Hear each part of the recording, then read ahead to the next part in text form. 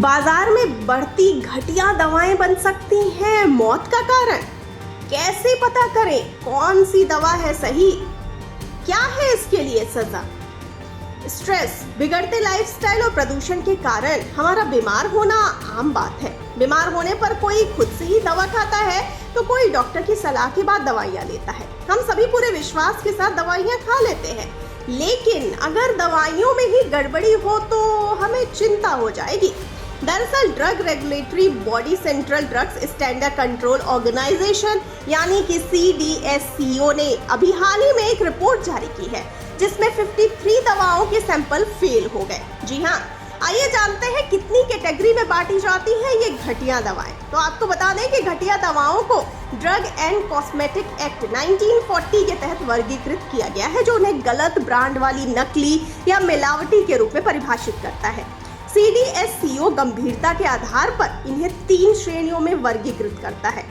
पहली श्रेणी A, नकली और मिलावटी दवाएं। श्रेणी B, कंपाउंड टेस्ट में विफल होने वाली या 70% से कम सक्रिय सामग्री वाली अत्यधिक घटिया दवाएं। श्रेणी C, लेबलिंग या फॉर्मुलेशन में मामूली बदलाव जैसे छोटे मोटे दोष। आइए अब जानते हैं कहाँ बिक रही हैं सबसे ज्यादा घटिया दवाएं। दिल्ली। जी हाँ, एक पायलट अध्ययन से पता चला है कि दिल्ली में परीक्षण किए गए 12% दवा के नमूने घटिया थे। चेन्नई में उसी पायलट अध्ययन के अनुसार घटिया दवाओं की घटना 5% पाई गई। महाराष्ट्र को नकली और घटिया दवाओं के सबसे ज्यादा बड़े क्षेत्र के रूप में पहचाना जाता है। पिछले वर्षों की रिपोर्ट ने उजागर किया है कि इस राज्य में खराब गुणवत्ता वाली दवाओं से संबंधित सबसे अधिक मामले थे, खासकर शहरी केंद्रों में। केरल।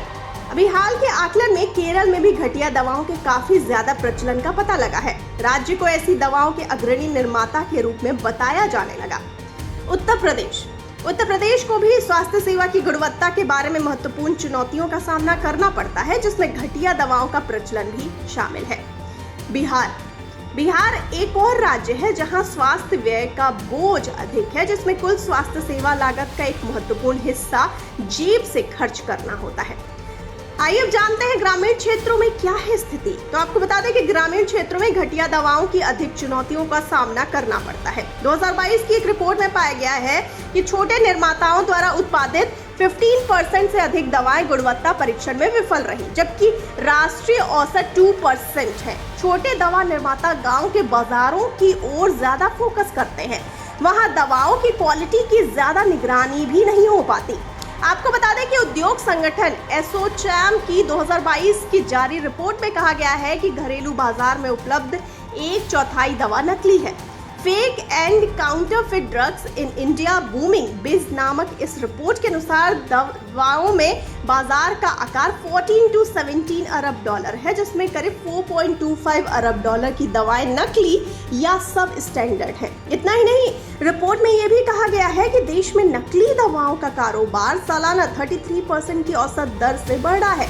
यह 2005 में 67.85 करोड़ डॉलर यानी 30 अरब रुपए से बढ़कर 2020 में 40 अरब रुपए तक पहुंच गया।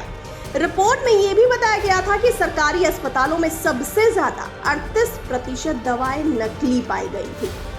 आइए अब जानते हैं कैसे पता करें कौन सी दवा है सही। तो आपको बता दें कि केंद्र सरकार ने शीर्ष 300 ब्रांडेड नाम से बिकने वाली दवाओं को नोटिफाई किया हुआ है। अगस्त 2023 के बाद बनी इन सभी दवाओं की पैकेजिंग पर बारकोड या QR कोड होता है। उसे स्कैन करते ही उसकी पूरी जानकारी सामने आ जाती है। नकली दवाओं के बारकोड या QR कोड को स्कैन करने पर कोई रिस्पॉन्स नहीं मिलता। दवाएं खरीदते समय जांच लें कि उनकी सीलिंग सही है और पैकेजिंग भी ठीक है कि नहीं। अब जान लेते हैं क्या है इसके लिए सजा। तो ड्रग्स एंड कॉस्मेटिक एक्ट 1940 में भारत में घटिया दवाओं से संबंधित अपराधों के लिए सजा तय है। नकली और मिलावटी दवाओं पर कम से कम 10 साल की कैद है, जिसे आजीवन कारावास तक बढ़ाया जा सकता है। मामूली स्टैंडर्ड दवाओं पर 1 साल तक की कैद की सजा, जो 2 साल तक बढ़ सकती है।